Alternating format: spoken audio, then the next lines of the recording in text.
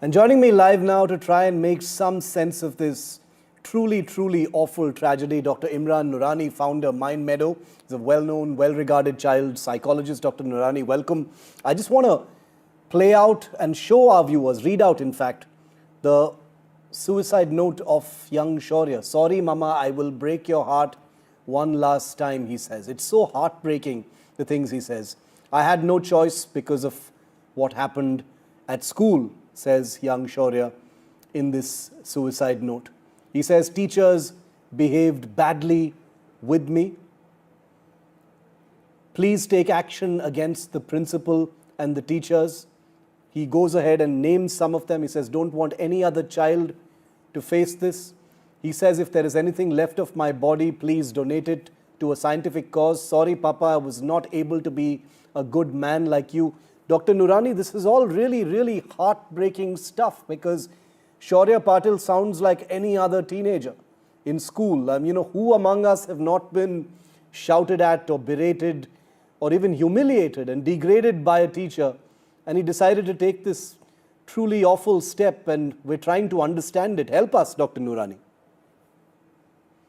Thank you for having me. I just want to begin by saying that we are not discussing an academic issue Yeah. today. It's a psychological and systemic failure. So when a 16-year-old takes his own life, the question is not why did the child do this? The question we must ask is what did the adults, the systems, the school, or the environment fail to see?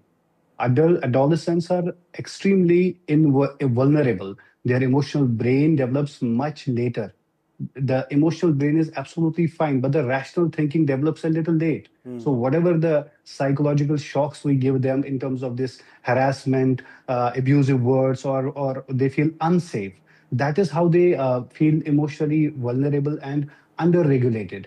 So for them, the we need to have the mental health systems in the school. We need to also understand there can be some underlying factors which are psychologically relevant to the child's development and personality as well, wherein the impulsivity or hyperactivity can be there, which could have triggered this kind of a step. And again, coming back to that, because this child breaks so suddenly, because these are the unaddressed months of distress. Yeah. It is not a single day process. It is not the first thing that he has to do, that he has been bullied or he has been harassed and he went out and he jumped. It is not a one day process. It has been through months that he has been suffering. So what we need to understand is that how we have been trained as our school systems used to be or our parenting used to be, it has to absolutely come over the ages. Now we are handling Gen Z and we were the millennials. The teachers that we were that brought us up are absolutely not understanding that this generation is emotionally highly volatile. You can't be abusing them. What they need is they need respect, they need regard, Yeah. they need unconditional support. That is what is So so do important. teachers I do always teachers need to be sensitized, Dr. Noorani, about that? Because many of us from at least my generation will be saying, we were not that sensitive when we were young, and that's a very insensitive thing to absolutely, say right now. absolutely. But like you So said, there is a so context. Children nowadays are on much our more vulnerable. Absolutely. On our social systems also, when we talk about mental health, we see a lot of millennials saying that we were beaten up in our early years, and that's how we became strong. So going forward, this cannot be about blaming one child or one Yeah. teacher only. It's not about one school. India needs some immediate reforms. Mandatory mental health policies in schools are needed. Zero toleration for this kind of a humiliation, or as a disciplinary tool, they say that if we don't discipline them, they will not be fined. We needed some trained psychologists in the school. Safe reporting has to be done. And if a parent understands that my child is emotionally distressed, he is reporting some bullying, he is telling me that I don't want to go to school, he is telling me that you must have heard about one more recent suicide of a fifth grader, and who was telling that please change my school. But it was one another conversation with the parent just like that.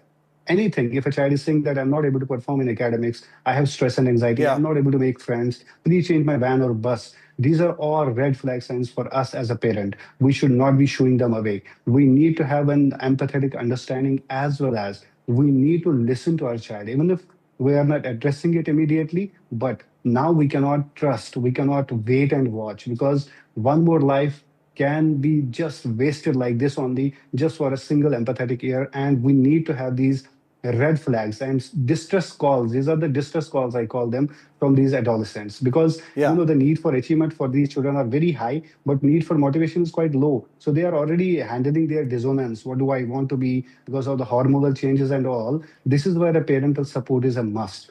Absolutely, teachers needs to be sensitized, because in most of the good schools also you will see that there are chances of abuse, there are chances of Dr. Noorani, volatility on terms of teacher. one thing, apologize for interrupting, but I'm short of time, but I wanted to squeeze in one last question, which is that, Shaurya, he seems to come from a stable family, a loving relationship with his parents, addresses them directly in his suicide note, asks for their forgiveness, seems to have had a quote unquote normal relationship at home. Why would someone like Shaurya feel like there was no other way out?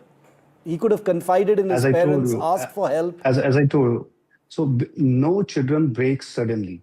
It is months of unaddressed suffering of Yeah. that child. It has not been addressed. So we need to understand this is a systemic failure, as I started with. It is about the teachers, it's about the parents, and it is about the systems of mental health that are not being addressed in our schools or early years of life. I believe every single child should understand what mental health is, how to take care of themselves when they are in distress. There should be some communication channels where they should be going up and talking to somebody. And these adolescents turn into early adults and adults. You can see the mental health suffrage we have in India. It is because of the unaddressed issues in the early years of their childhood, and the childhood experiences ultimately shape whole personality of a person. Yeah. So that is what this is not a sudden, it doesn't seem to be a sudden outburst. It is a months of suffering that has been unaddressed, and that is the reason he has written it cleanly that I'm sorry I could not be up to the mark as my dad is. There has been some achievement issues as well, Yeah. but at the Yeah. same time he has been suffering.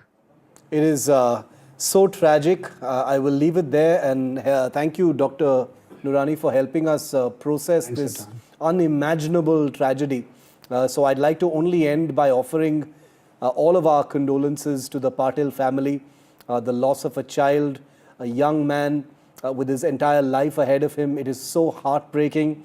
It is so depressing to hear about it.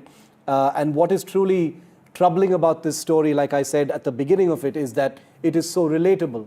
It's a boy going to school. It's a boy being yelled at by his teachers. It's a boy being berated and pulled up.